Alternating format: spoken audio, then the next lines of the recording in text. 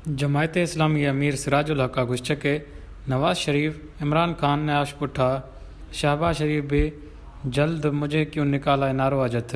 PDM peoples party और Tehreek Insaf establishment गमलो पलजी में परवरिश पांग। PDM और तहरीक इंसाफा फजिया मिले है कश्मीर आर इंडिया हवालो कह और स्टेट बैंक आर IMF हवालो कह। सिंधे मर्दुम बोडो होराश न बल्कि हुक्मरानी नाअहली वजह से तबाह भी हम। लखें मर्दुम रोड किनारो खुले आसमान शेरा अजियतनाक जिंदगी गुजारो सरा मजबूर हमें ख्यालात इजहार हमशिया जैकमाबाद DC चौक सरा बोर्ड मुतासरीन इमदाद ताखीर और करप्शन के खिलाफ मुनक़दा जलसो आमाश खिताब कई गुश्चके।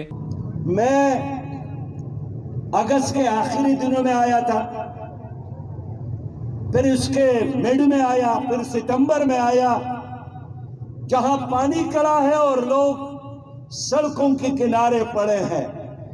न कोई सरकारी टेंट, न कोई सरकारी घर अब तक बना है, न लोग वापस जाने के काबिल हो गए हैं।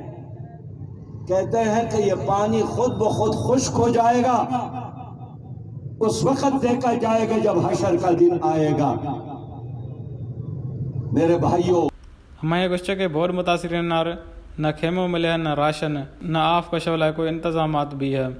वज़ीर आला सिंध मुराद अली शाह कराची आम आराम आखना में जड़ी तवा में लोग फसल हर शे तबाह भी शू है। बोर्ड मुतासरा कैंपा में औरत मुर्दा चुखार जन्म दे वक़्त WHO रिपोर्ट मुताबिक 6 लखाश वधिक हमला औरत रोड किनारो रहांगा।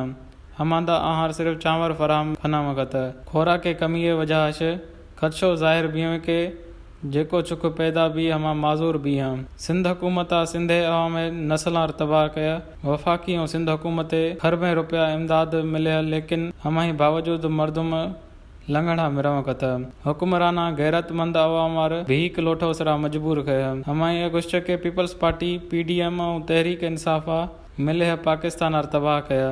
पाकिस्तान अवामार IMF गुलाम ठाया, पाकिस्तान आर अमरीका ताबेदार चुक ठाया। वश न्यूज़ जैकबाबाद।